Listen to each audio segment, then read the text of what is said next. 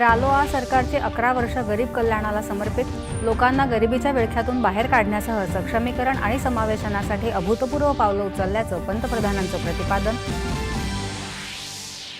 जागतिक पर्यावरण दिनानिमित्त पंतप्रधानांच्या नेतृत्वाखाली एक पेड माँ के नाम उपक्रमांतर्गत विशेष वृक्षारोपण मोहिमेचा प्रारंभ. दिल्लीत 200 इलेक्ट्रिक बसेसना दाखवला हिरवा झेंडा. जागतिक पर्यावरण दिनाच्या पूर्वसंध्येला राजस्थानमधील 2 नवीन पाणथळ जागा रामसर स्थळं म्हणून घोषित. फलोदी इथल्या खिचन आणि उदयपूरमधल्या मेनार या जागांचा समावेश. मुख्यमंत्री देवेंद्र फडणवीस यांच्या हस्ते आज नागपूर मुंबई समृद्धी महामार्गावरील इगतपुरी ते आमणे या 76 किलोमीटर लांबीच्या शेवटच्या टप्प्याचं लोकार्पण.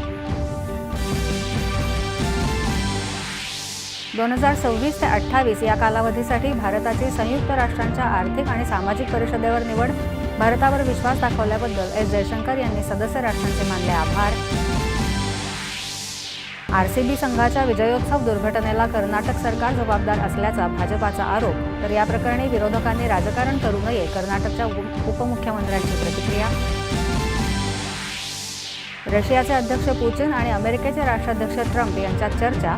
मात्र रशिया युक्रेनमध्ये तातडीनं शांतता प्रस्थापित होण्याची शक्यता धूसर असल्याची पुतिन यांची स्पष्टोक्ती. राष्ट्रीय आणि सार्वजनिक सुरक्षेच्या धोक्यांचा हवाला देत 12 देशांच्या नागरिकांना अमेरिकेत प्रवास बंदी करण्याच्या आदेशावर डोनाल्ड ट्रम्प यांनी केली स्वाक्षरी. अयोध्येत श्री राम जन्मभूमी मंदिरातील श्रीराम दरबारात भगवान श्रीराम यांची रामराजा स्वरूपात विधिवत प्राणप्रतिष्ठा. मंदिर परिसरात 21 देवी देवतांच्या मूर्ती स्थापित. आणि फ्रेंच खुल्या टेनिस स्पर्धेत नोवाक जोकोविच, जॅनिक Sinnar, Coco Gauff, Louis Boisson यांचा उपांत्य फेरीत प्रवेश. नमस्कार.